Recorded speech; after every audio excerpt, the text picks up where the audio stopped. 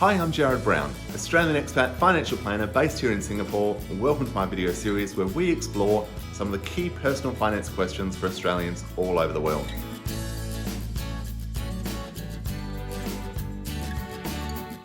Today I'm going to share with you some key tips to raising financially intelligent children.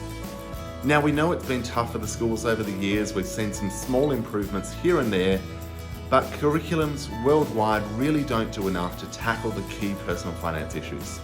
So as parents, it's our job, or your job, to make sure that your children are learning the right financial lessons so that they can make smarter financial choices as they grow older in life. So let's get into my top tips.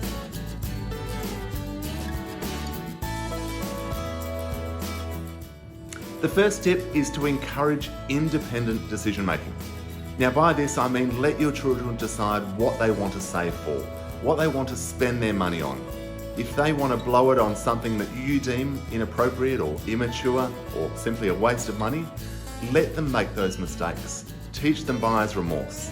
One of the fastest ways we can learn some bad money behaviour is to go through those mistakes and those decision-making processes ourselves. So encourage them to reflect on those decisions, what went right, what went wrong, and what they might do better next time.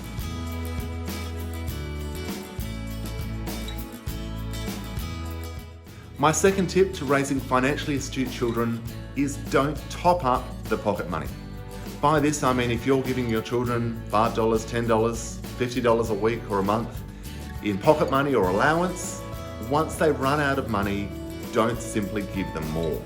That's not how life works. We can't simply write to our boss or our employer, say, dear sir or madam, I've run out of money this month, I need a little more. That's not the real world. And our children need to be taught the same thing. When they run out of money, teach them they need to wait for their next paycheck, or they need to find another way to make more money to supplement what they've already spent.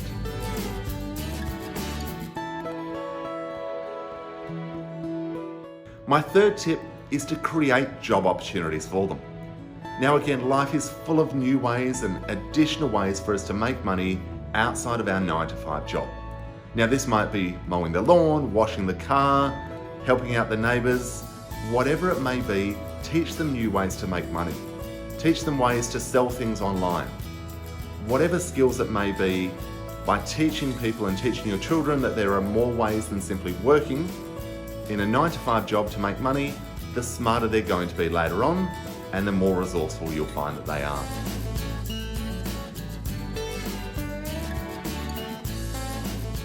Tip number 4 to raising financially intelligent children is to lead by example.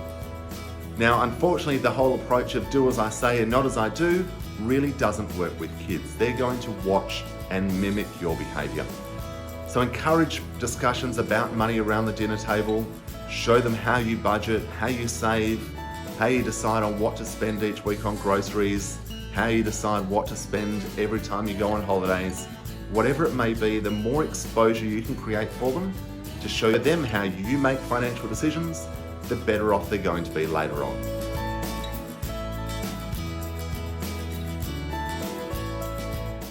My fifth tip is to encourage your children to give back. Many of us are in very fortunate positions with our roles, with our occupations, particularly as Australian expats, and it's important to work out ways to identify our passions, causes that we care about, and find new ways to actually give back, raise money, and support those charities. And it's important to encourage your children to do the same. This might be raising money with a lemonade stand, creating an online event, doing a long walk or hike to raise money for a certain cause or charity that they care about, but encourage them to find new ways to give back.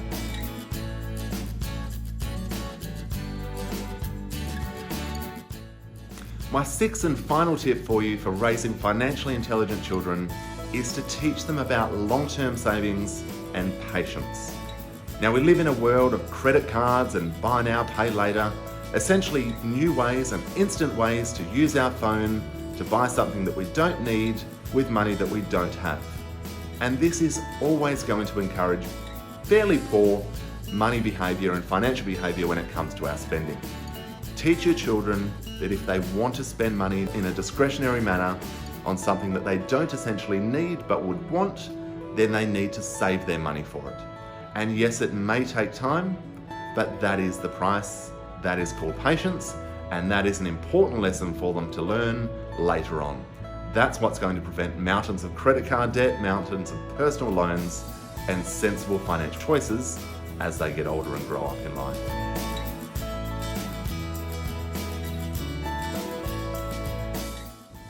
I hope you found these 6 tips helpful.